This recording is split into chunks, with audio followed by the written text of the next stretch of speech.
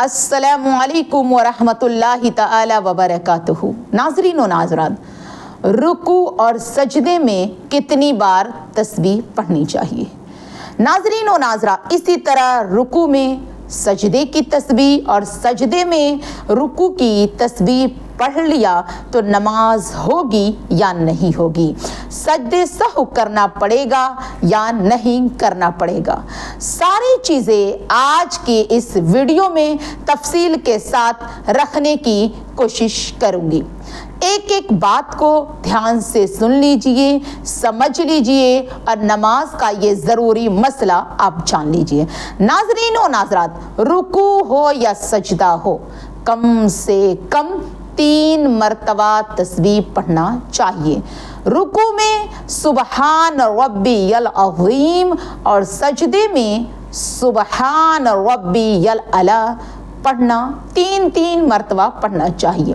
अल्लामा सदरुल शरिया रहमतुल्लाह अलैहि ताला फरमाते हैं कि 3 मरतबा तस्बीह पढ़ना अदना दर्जा है। अगर किसी ने 3 मरतबे से कम तस्बीह पढ़ेगा तो सुन्नत अदा नहीं होगा। नाज़रीन व नाज़रात, और फरमाते हैं कि अगर किसी ने 3 मरतबा से ज़्यादा तस्बीह पढ़ा तो अफजल है। आप फरमाते हैं मगर ताक अदद पर ख़त्म करे। अगर कोई इंसान अकेले नमाज पढ़ रहा हो तो वो चाहिए कि वो जितनी मरतबा चाहे तस्बीह पढ़ सकता है, पढ़े। वो 3 मरतबा भी पढ़ सकता है, 5 मरतबा, 7 मरतबा, 9 मरतबा, 11 मरतबा, 13 मरतबा, 15 मरतबा, 17 मरतबा वो तस्बीह पढ़ सकता है।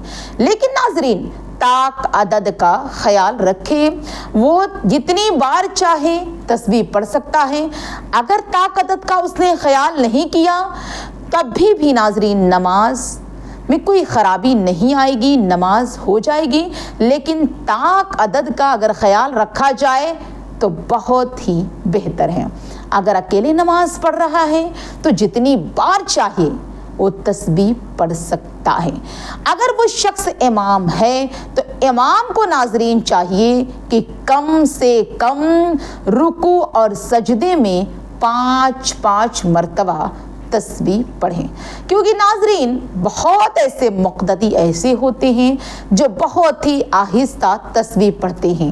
अगर इमाम ने 5 मरतबा तस्बीह पढ़ा, जो मुक़्तदी आहिस्ता तस्बीह पढ़ते हैं, तो कम से कम उन 3 मरतबा पढ़ लेंगे, सुन्नत अदा हो जाएगी। आसानी के साथ 3 मरतबा तस्बीह वो पढ़ लेंगे।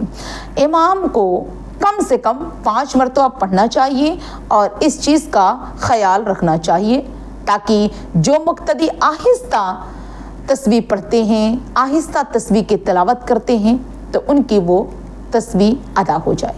नाज़रीन व नाज़रात, कोई शख्स अगर कोई शख्स एक सजदे में 3 मरतबा तस्बीह पढ़ा है और दूसरे सजदे में उसी शख्स ने 5 मरतबा तस्बीह पढ़ा है, तब भी कोई हर्ज नहीं है। लोग ये भी पूछते हैं कि किसी ने पहले सजदे में 5 मरतबा पढ़ा, दूसरे में 7 मरतबा पढ़ा, या पहले में 7 मरतबा, दूसरे में 5 मरतबा पढ़ा, तो क्या नमाज में कोई ख़राबी आएगी? लोगों का सवाल है। तो नाज़रीन, इसके हवाले से आप जान लें, एक में तस्बीह की मिक़दार अलग हो और दूसरे में आप इस हवाले से जान लें कि इस एक में तस्बीह की मिक़दार अलग हो, दूसरे में तस्बीह की मिक़दार अलग हो, तो इस तरीके से पढ़ने से नमाज में कोई ख़राबी नहीं आएगी। नाज़रीन व नाज़र, अब दूसरे मसले की तरफ चलते हैं। नाज़रीन व नाज़रात, अब मसला ये है कि अगर किसी बंदे ने रुकू किया, रुकू में किसी ने सजदे की तस्बीह पढ़ ली या सजदे में रुकू की तस्बीह पढ़ ली, तो नाज़रीन व नाज़रा, इस तरीके से पढ़ ली तो क्या नमाज होगी या नहीं होगी? इस हवाले से नाज़रीन जान लें। नाज़रीन व नाज़रात, रुकू में सुबहान रब्बियल अज़ीम और सजदे में सुबहान रब्बियल अला पढ़ना یہ بھی سنت ہے۔ دونوں میں سبحان ربی العظیم اور سجدے میں سبحان ربی الاعلی پڑھنا ہے۔ اگر کسی نے جان بوجھ کر رکوع میں سجدے کی تسبیح پڑھتا ہے اور سجدے میں رکوع کی تسبیح پڑھتا ہے، ناظرین و ناظرات، جان بوجھ کر پڑھنے والا پڑھ رہا ہے تو یہ مکروہ ہے، تنزیہی ہے، یعنی شریعت کو ناپسندیدہ عمل ہے۔ ناظرین و ناظرات، البتہ اس کی نماز تو ہو جائے گی اور اس کو سجدہ سہو نہیں کرنا پڑے گا۔ اگر کسی نے غلطی سے ایسا کر دیا، رکوع میں سجدے کی تسبیح پڑھ دی، سجدے میں اگر اس نے رکوع کی تسبیح پڑھ دی تو کوئی حرج نہیں ہے، اس میں سجدہ سہو کی ضرورت ہے، نہ نماز کو دہرانے کی ضرورت ہے۔ ناظرین و ناظرات، نماز تو ہو جائے گی۔ آپ سے گزارش ہے کہ آپ ہمارے اس ویڈیو کو لوگوں میں شیئر کریں۔ جنہوں نے ابھی تک ہمارے چینل کو سبسکرائب نہیں کیا، ناظرین، آپ ہمارے چینل کو زیادہ سے زیادہ سبسکرائب